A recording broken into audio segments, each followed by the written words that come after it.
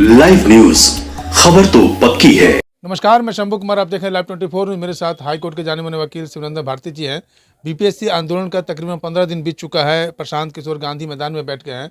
पप्पू यादव आज धरना प्रदर्शन करते हुए गदनी बाग से इनकम टैक्स गोलंबर तक आए। लेकिन अब सवाल ये उठता है कि 4 तारीख को जो बीपीएससी एग्जाम हो रही है, जो कैंसिल सेंटर का बापू परीक्षा केंद्र का एग्जाम, तो अब कल होगा ही, इसमें कोई दो मत नहीं है। बीपीएससी कह दी है कि अब एग्जाम को कैंसिल नहीं करेंगे।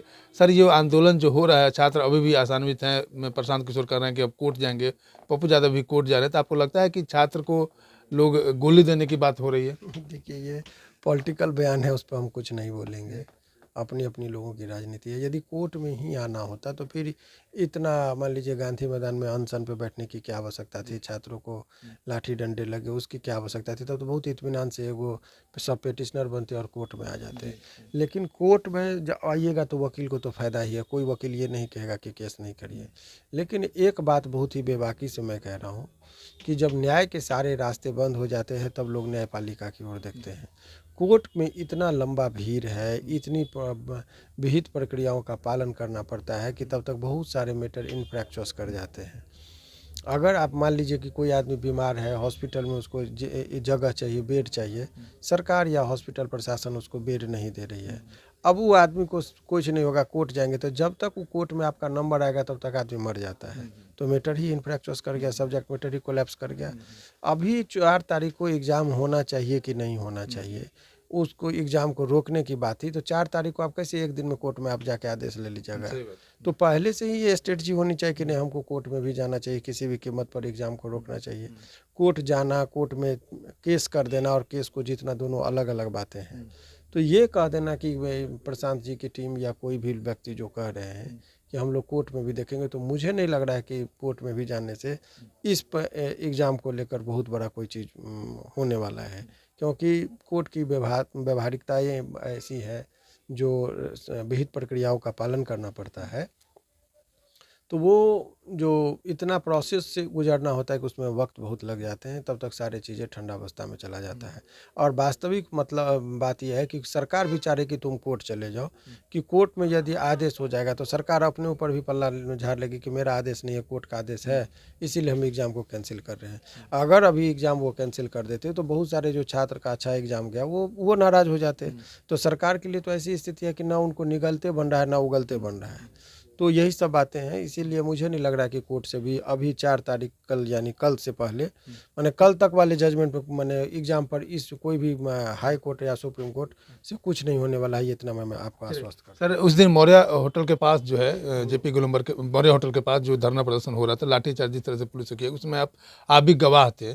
तो आप इसको किस नज़रिए से देख रहे हैं? क्या पुलिस के ऊपर भी कोई कार्रवाई होनी चाहिए? नहीं, निश्चित तौर पर वो तो मेरा क्लियर कंसेप्ट क्लियर है कि वहाँ पर जो पुलिस के द्वारा की गई वो बर्बरतापूर्ण कार्य था।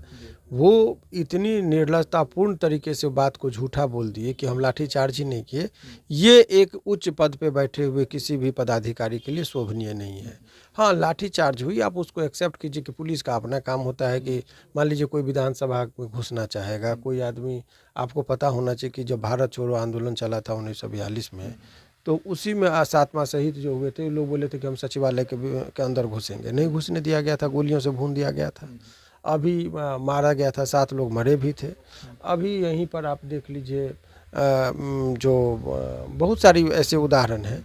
तो हमारे कहने का मतलब ये है कि जब सरकार कोई भी नियम बनाती है तो पुलिस का काम होता है कि उसको प्रोटेस्ट करना। वो घुसने नहीं देंगे। आपको कहिएगा राजभवन घुसेंगे, सीएम हाउस घुसेंगे, तो स्वाभाविक है कि पुलिस अड़ेगी भिड़ेगी। लेकिन आंदोलनकारी का काम होता है कि आप जो उससे क्या होता है कि सरकार के ऊपर एक दबाव बनती है। सरकार को देखते हैं जनभावना से माने जुड़ गई है मामला, तो उसमें वो पीछे हट जाते हैं। तो ऐसे परिस्थिति में ये जो आप देख रहे हैं, ये जो बातें हुई हैं, ये जो वारदात हुआ है अभी, तो इसमें आप ये कह सकते हैं कि मुझे लग रहा है कि ये प्योर अब पूरी तरह से ये खेमाबाजी हो गई है, गुटबंदी हो गया है, जिस वजह से आंदोलन कमजोर पड़ गया। जब तक ये प्योर छात्रों का राजनीति था, तब तक बहुत ही पवित्रता के साथ ये मामला चल रहा था। लोगों की हमदर्दी भी थी, इनके प्रति सिंपैथी भी थी। परंतु अब जो है वो जब से पॉलिटिकल चीज़ों का इंटरवेंशन होने लगा है, तो आंदोलन कमज़ोर पड़ने लगे हैं। आपको लगता है कि सिर्फ छात्र अपने ऊपर लेकर रहते, अगर पॉलिटिकल सहारा नहीं लेते तो शायद ये आंदोलन और आगे बढ़ती? या पहले भी बंद हो जाती? नहीं, छात्रों में भी कमी है, छात्रों का भी बहुत सारा संगठन, छात्र में ही एकता नहीं थी जिससे वो फोड़ कर कुछ छात्र अभी यहाँ पर से एक आध गो छात्र यहाँ पर भी चले जाते हैं, गांधी मैदान में भी, वही गर्दनी बाग में भी चले आते हैं, वही रेलवे स्टेशन पर भी, तो तीनों खेमा में आप वही छात्र घूम घूम के जा रहे हैं, तो वो गलत है। वहाँ लीडरशिप का एक अभाव है, यूनिटी नहीं है, कोऑर्डिनेशन नहीं है, नेक्स्ट प्लानिंग नहीं है, तो बहुत सारे चीज़ों का अभाव है, जिस वजह गुस्सा सबके मन में है, लेकिन गुस्सा अलग अलग तरीके से निकल रहा है, जिस वजह से आंदोलन बनाने में आंदोलन का काम क्या होता है, मुख्य उद्देश्य क्या है, what is the purpose of आंदोलन।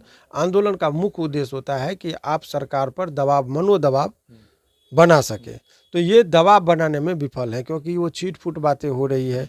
गुस्सा है, एक आदमी आज मुर्दाबाद करेंगे, एक आदमी कल करेंगे, दोनों आदमी एक स्वर में नहीं कर रहे हैं।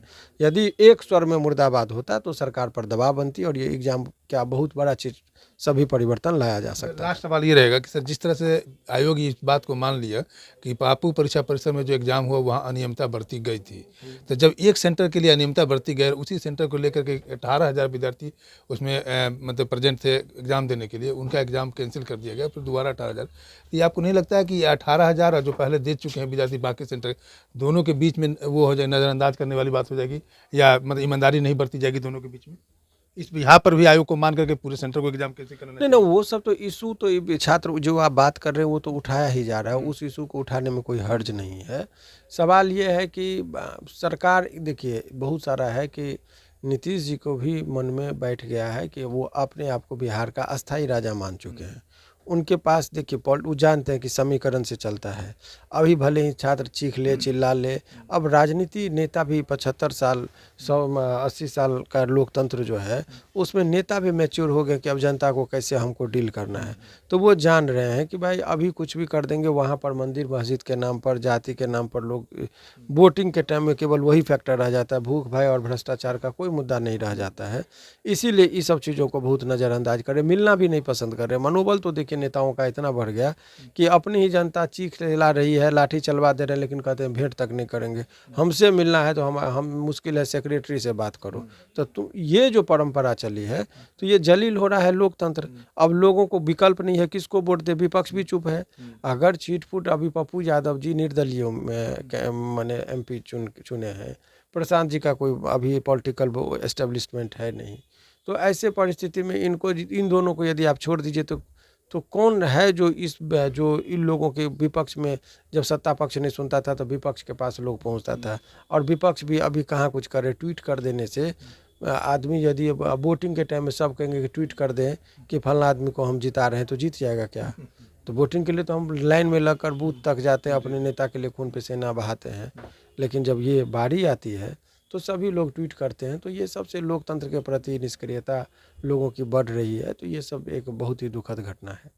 चलिए, बहुत बहुत धन्यवाद आपको। आपने सुना हाईकोर्ट के जाने माने वकील Shivnandan Bharti BPSC paper leak और री एग्जाम को लेकर के ये अपना एक सलाह रखे, और जो छात्र आंदोलन कर रहे हैं वह अपने हक के लिए लड़ रहे हैं, बल्कि भ्रष्टाचार जो बिहार में हमेशा पेपर लीक होते आ रहा है उसको लेकर के लड़ाई लड़ रहे हैं, ना कि सिर्फ मात्र BPSC 17वीं री एग्जाम को लेकर के या पेपर लीक को लेकर के। मैं शंभू कुमार, कैमरा जर्नलिस्ट सुधर्मा के साथ, पटना। अगर मेरे चैनल को लाइक और सब्सक्राइब नहीं किए हैं तो लाइक करें, सब्सक्राइब करें। Thank you so much.